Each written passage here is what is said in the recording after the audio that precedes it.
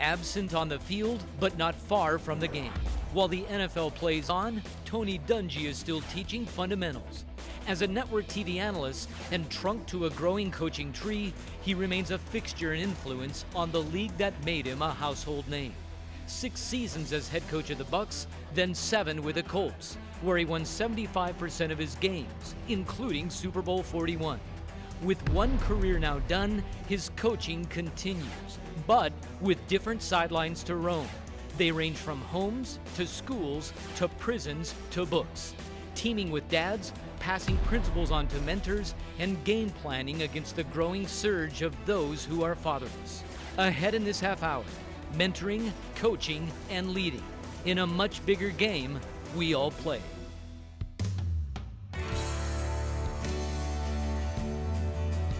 This is 30 Minutes with Tony Dungy, a Bright House Sports Network exclusive. Well, welcome in, everybody. Glad you're with us. Grab a seat for this one. Tony continues to author books. His newest release is The Mentor Leader, Secrets to Building People and Teams that Win Consistently. Boy, does this man have a track record for that. Read it, and this is what you're going to find. The term mentor leader reverses that typical standard self-centered trail of leadership. Instead, it puts the focus on others ensuring their success while you lead them along. Tony, with all respect to your great coaching career, it sounds like to me this retirement thing has been a bit of a promotion. The message continues to resonate nationally. I'm thrilled you're with us. Let's start right off the top with the book. Let's begin with that term mentor leader, because I think in people's minds there could be a contrast of imagery. You talk about mentor, someone you as a person appoint, someone you respect. Then you talk about a leader, and in some cases people have to walk under appointed supervisors where there may be more resentment than anything. So repaint the picture for us. What does a mentor leader look like? I think that has been two opposing viewpoints for most people. A mentor, hey, you're here to help me, you're going to befriend me, you know what I need to grow.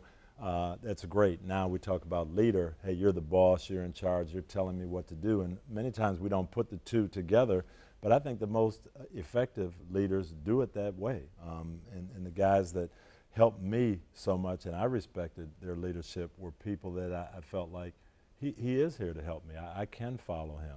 Tony, when did you become one? At what stage of your career did it settle in and it made sense to you? I think it hit me when I went to Pittsburgh as a player with the Steelers, because that's what that team was all about. You came in, you had veteran players, they wanted to go to Super Bowls. And so the whole thing was, hey, you're a young guy, you don't really understand what it takes. We've got to help you because at some point we're going to need you to play well. So it's part of our job to get you ready, not just the head coach, not just the coaching staff, but the players as well. Where after a couple of years you felt that way. Hey, we've got another rookie class. We've got to get you guys ready because we want to win. People watching me say, well, it works for you as a coach, but for me as a CEO or as a mid-manager, it's not necessarily going to work. But you're finding the principles are timeless and they go across the board. That's really why I wanted to write the book. Since retiring, I've gotten to speak, asked to speak to a lot of businesses, a lot of schools, different settings, and people say, can this work where I am in my workplace? And Tom, I have to say, these are biblical principles. I believe they work everywhere, no matter where you are. The mentor leader is anything but self-centered, and it's like a salmon upstream. It cuts against the grain of our culture, doesn't it, Tony? You're talking about reversing that organizational chart where you've got the leader at the top and a base of support underneath it. You're suggesting you flip it around. Put the leader at the bottom. Now that makes sense to me. But the problem I've got is, as most people will, is how in the world, as a manager that now has to look up to support and equip and encourage others, they must have, and it's got to be a requirement, a great inner sense of security. I think that's where it comes from, and the best leaders that that I know were very self-confident without being cocky. Most people here would be familiar with Mike Tomlin. That was the one thing that stood out with me. I interviewed Mike, I think he was 27 years old, and he came in, hey, I know my stuff, but he didn't come across as I know everything. And, you know, you could just tell this guy's going to be a great leader. And his whole thing was, hey, I'm going to help Rondé Barber. I'm going to help John Lynch. I'm going to help those guys be better players, Donnie Abraham. And because of that attitude, they loved him. And, hey, they'll walk the plank for Mike T. But that's the way he got it, not by saying, hey, I know everything, listen to me and you're going to be good. It was, I can help you, and to me that's what great leaders do.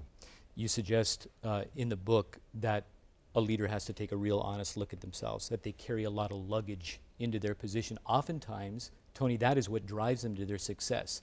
But nonetheless, it's luggage, and it impacts others around you. You suggest let it go.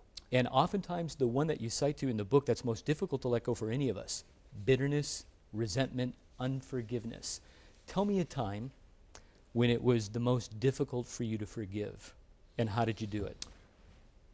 Well, you know, obviously, you know, here, you come, you think you're going to take a team to the Super Bowl, that's your goal. We get close, don't make it. I get fired and go to Indianapolis. The next year, the team goes. And it was very, very bittersweet for me. Sweet for the guys that you've been with, the fans, the organization. You're excited that your ideas and your goals finally got reached, but I wasn't there to be a part of it.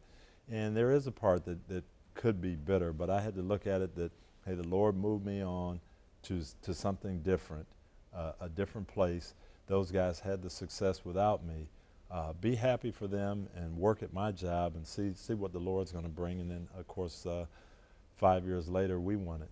For those that have to walk through something similar in terms of the temptation to just kind of resent something, how long of a process was that for you to look at things differently? It's a process, and you have to have a spiritual base. It's not natural. It's not human nature to say, hey, they just fired me. I'm really happy for them. So it took work, and it took, you know, think about the good times, think about all the benefits that I had, think about the great people that I met there.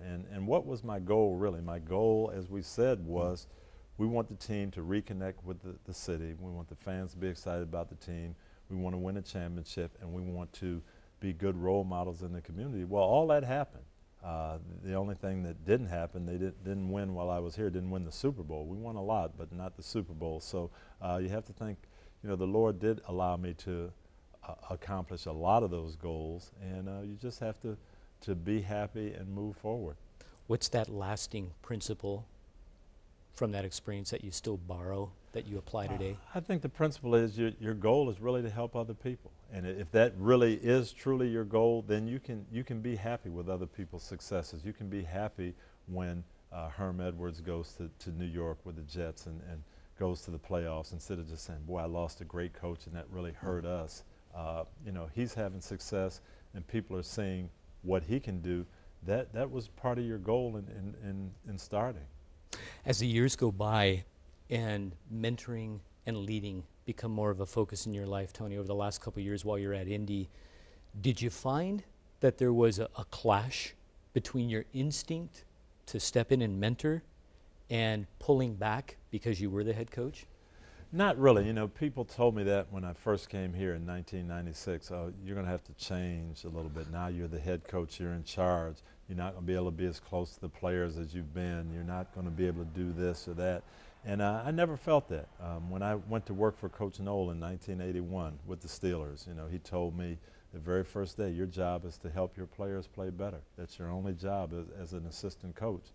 And I never forgot that. And so when I became the head coach, that was still my mantra.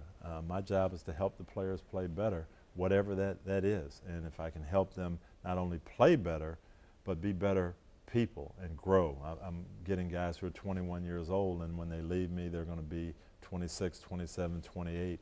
If they haven't grown as a man, then what did I really do? Help them learn their sport a little bit better. So that was always my focus, and fortunately that never changed in the 13 years I was the head coach. We're here with Tony Dungy. When we come back, how do you sell veteran players on sharing what they've learned with the younger guys behind them who are trying to take their job?